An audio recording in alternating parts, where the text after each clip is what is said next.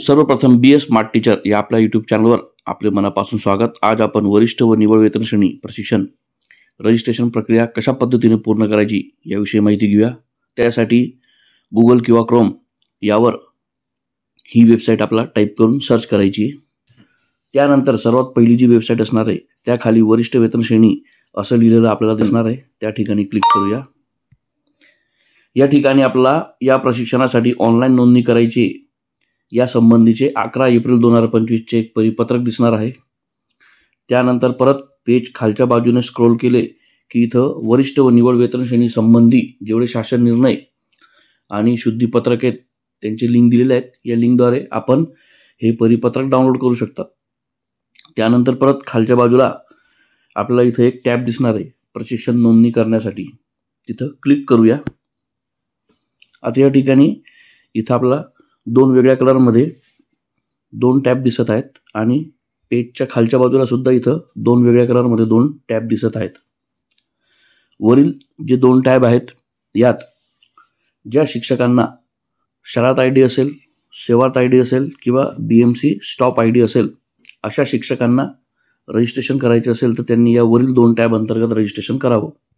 आता ज्यांना 12 वर्ष पूर्ण झाले असतील त्यांनी वरिष्ठ वेतन श्रेणी हा पर्याय निवडावा आणि ज्यांना 24 वर्ष पूर्ण झाले असतील त्यांनी निवड वेतन श्रेणी हा पर्याय निवडावा.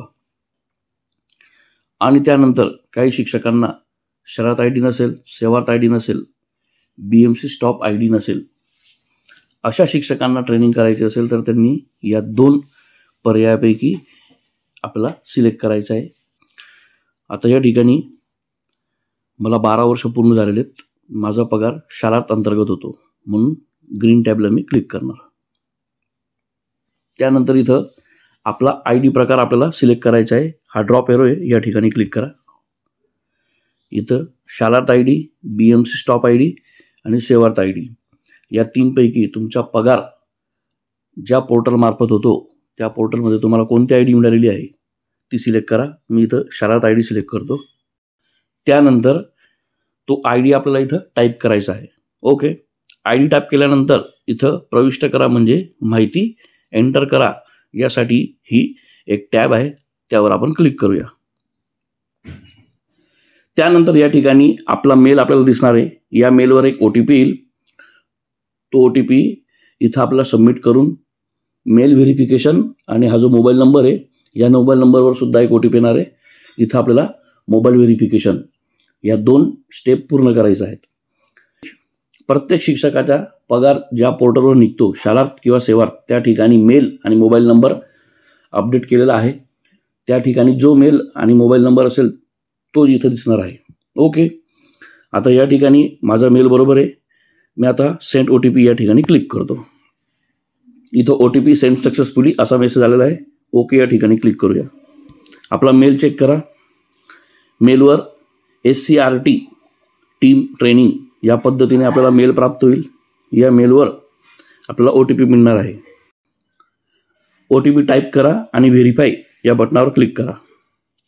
या ठिकाणी OTP व्हेरीफाय सक्सेसफुली असा मेसेज दिसेल.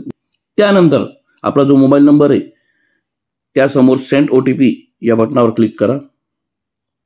परत सेंड OTP सक्सेसफुली आपल्या मोबाईलवर OTP त्यांनी सेंड केलेला आहे. या ठिकाणी SMS द्वारे सुद्धा आपल्याला OTP प्राप्त झालेला आहे. हा OTP आपण इथं सबमिट करूया. आता व्हेरीफाय या ठिकाणी क्लिक करूया.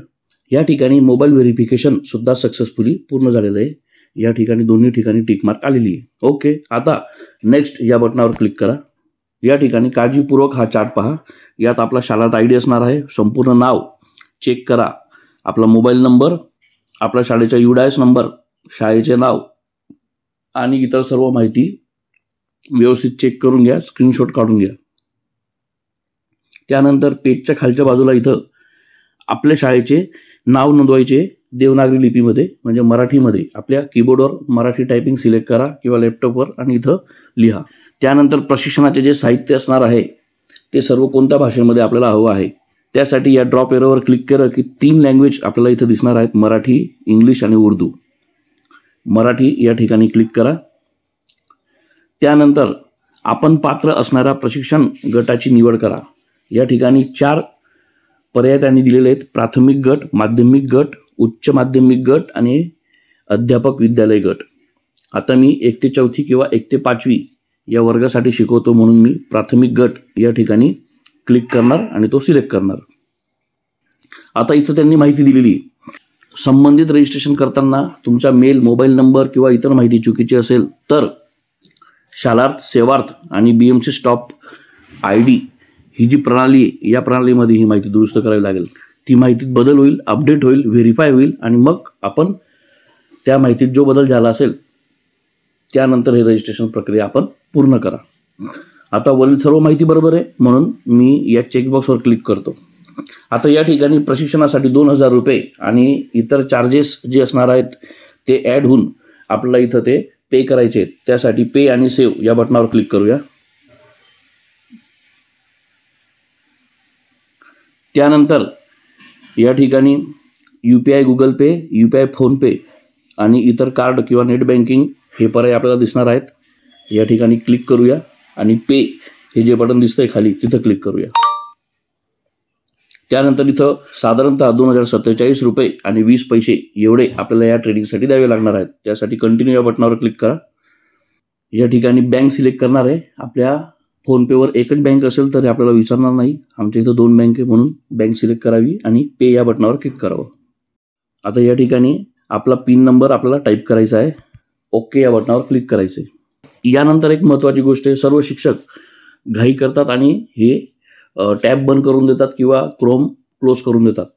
तर पैसे दिल्यानंतर आपल्याला एक पावती मिळणार आहे. ती पावती तिथं डाउनलोडचं ऑप्शनसुद्धा आपल्याला दिसणार आहे. तुम्ही ती पावती डाउनलोड करा, स्क्रीनशॉट काढा. त्या पावतीवर आपला रजिस्ट्रेशन क्रमांक दिसणार आहे आणि आपण पैसे भरलेले आहेत त्याची नोंदसुद्धा त्या पावतीवर असणार आहे. आणि ही पावती सांभाळून ठेवा.